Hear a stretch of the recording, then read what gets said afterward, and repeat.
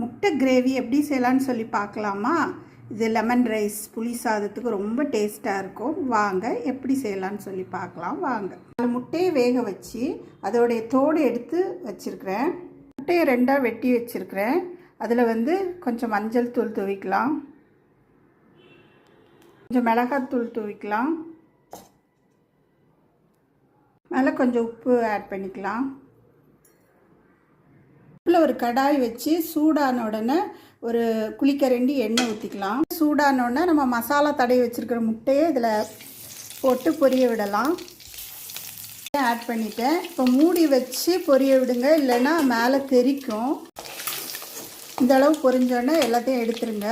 இந்த முட்டை பொரிச்ச எண்ணெயிலே வெங்காயம் வெட்டி வச்சுருக்கிறேன், அதை ஆட் பண்ணி நல்லா வதக்கி எடுத்துக்கலாம். நல்லா 2 பெரிய வெங்காயம் வெட்டி வச்சுருக்கிறேன். வெங்காயத்துக்கு தேவையான உப்பை இதில் ஆட் பண்ணிடலாம். மஞ்சள் தூள் இதில் ஆட் பண்ணிடலாம்.